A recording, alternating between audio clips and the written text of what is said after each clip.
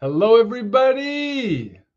Welcome to day two of reading the book, PA Cognitive Reasoning, Advancing Brain Cognition.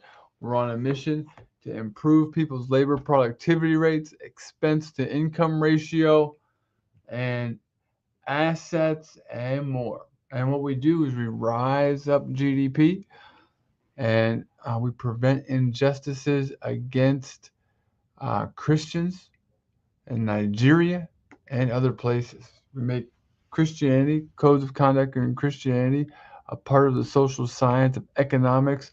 And what is responsible for it? This book is a basis. Did you win or earn the copyright certificate for this book? I did. I did earn the copyright certificate for this book. So let's recap from yesterday. Yesterday, we went over the outline, we went over the personal financial assessments and the back of the book right here, right? You can go to the back of the book. You can look at the personal financial assessments, and I will share my screen so you can see them.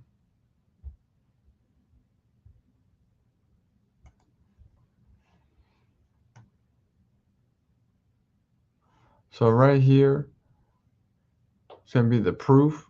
Behavior economic assessments are also personal finance is a synonym.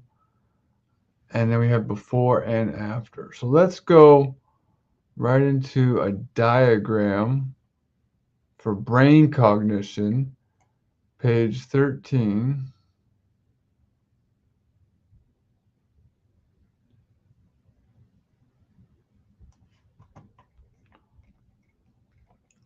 So this is a diagram that would explain a framework for our decision making. Is this original? It is original. How is it helpful? Because it makes a standard available to the brain and the mind's eye. So you can see a standard.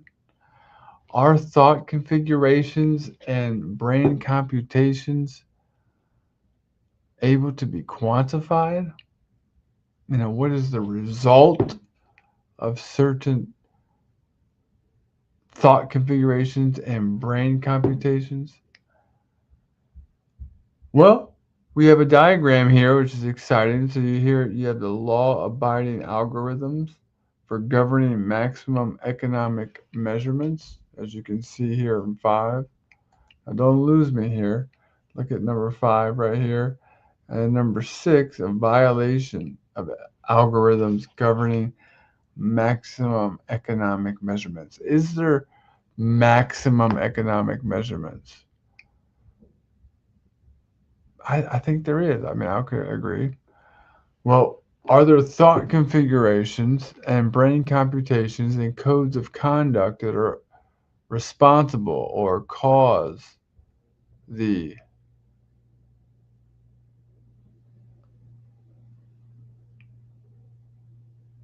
attraction of the algorithm governing maximum economic measurements? Well, we look at the diagram here and we see that there are thought configurations, brain computations, codes of actions, and those are going to either equate or equal law-abiding algorithms governing maximum economic measurements or a violation of algorithms governing maximum economic measurements. So what is the basis for this? Well, the maximum economic measurements are found in the book of Proverbs. So we'll go in here and we'll go back to the table of contents and we'll look for the science of P8 cognitive reasoning and the properties of Proverbs 8 cognitive reasoning. So we know here, it explains in chapter 2, King Solomon was the wisest and richest man for a time period.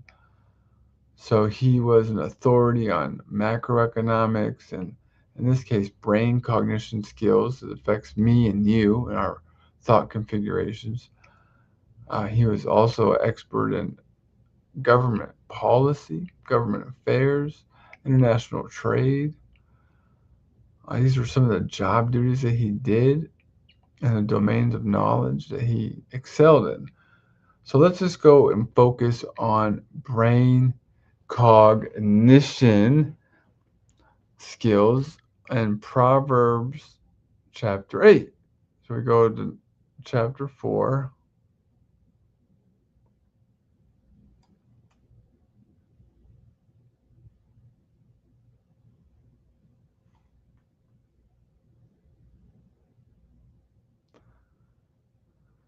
Take a break, get some water, breathe in, get your notepad, because this is teaching. This is good teaching.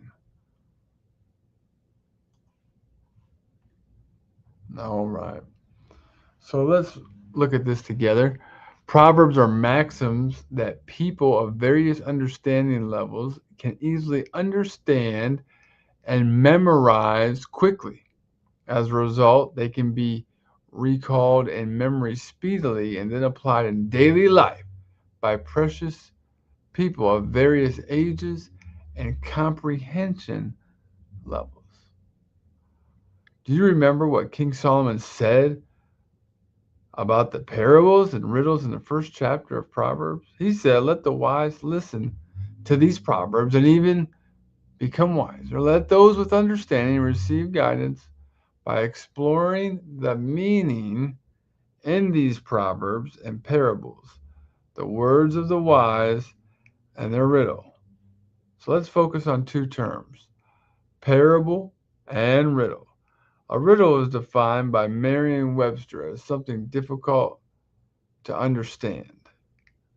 A parable causes the reader to listen to look for hidden meanings or meanings hidden beneath the literal surface. A corresponding analogy compares two different things based on the resemblance of a particular aspect. This serves as a basis for the creation of another form. Get ready. This chapter will provide insight on how to apply King Solomon's parables and riddles within Proverbs chapter 8 using corresponding analogies. What are properties of verse in Proverbs chapter 8? Well, we'll get into those. And here's a brief overview.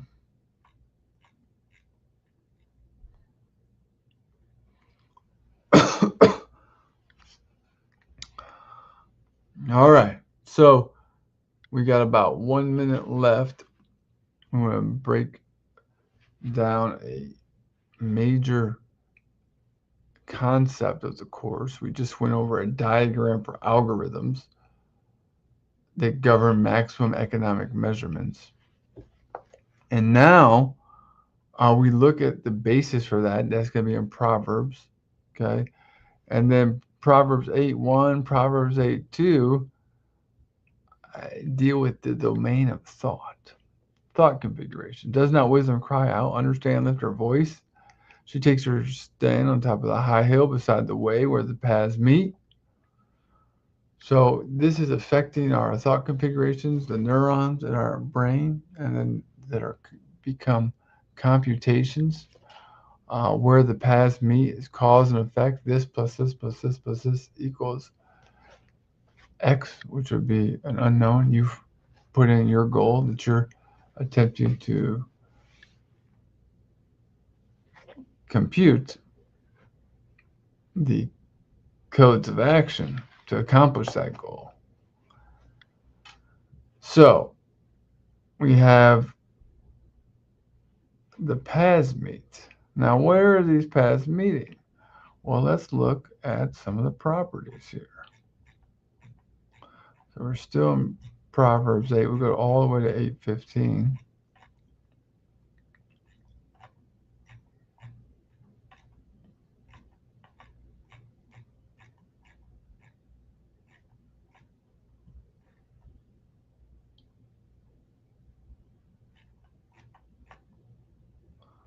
This chapter, as you can see, is loaded with enrichment. So here we go.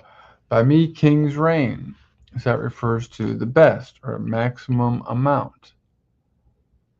All right, so you can increase your mastery over a specific area. The term king refers to the office of the highest authority, which has mastery over a particular industry, market, a trade, a job description, profession, or group of people.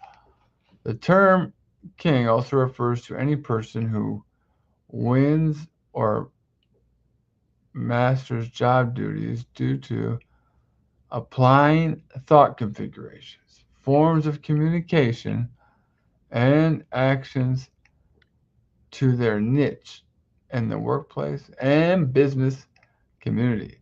These thought configurations and successive forms of communication are actions. Codes of actions would comply with nature's algorithms, governing a superior or a kingly amount of economic measurements referenced in the glossary. So there are specific measurements that we focus on in the glossary. So as we study this course, you are going to apply that diagram and you're going to be able to assess it and you're going to see, well, if I apply these thoughts and these codes of actions, will it be a kingly amount? Will I be able to have a kingly amount? Well, what are some other bases? All right, well, let's keep going. You're going to improve in your ability to decree justice.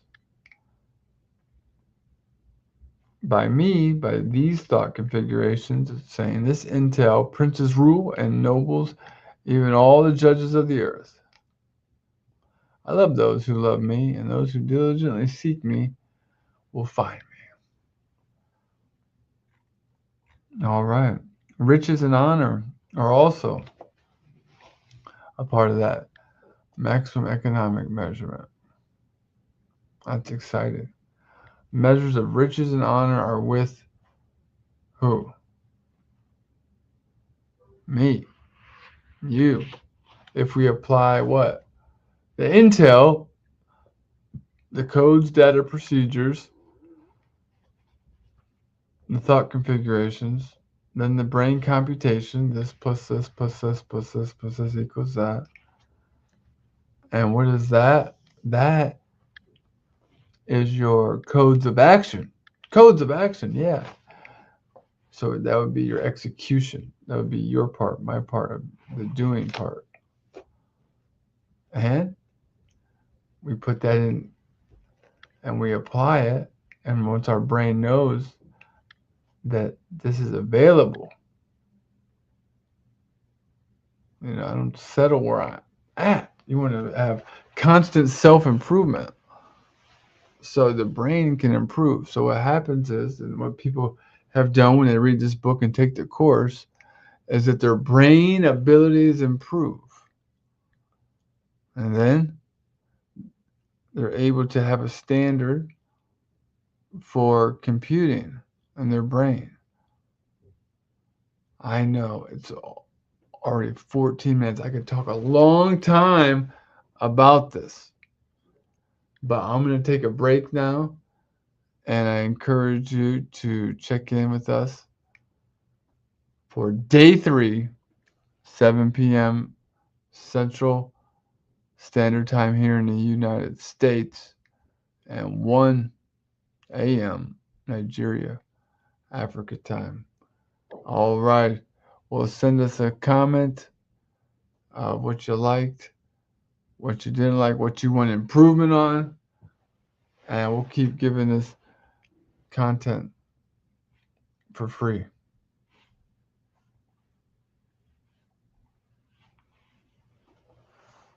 So I'll see you tomorrow at 7 p.m.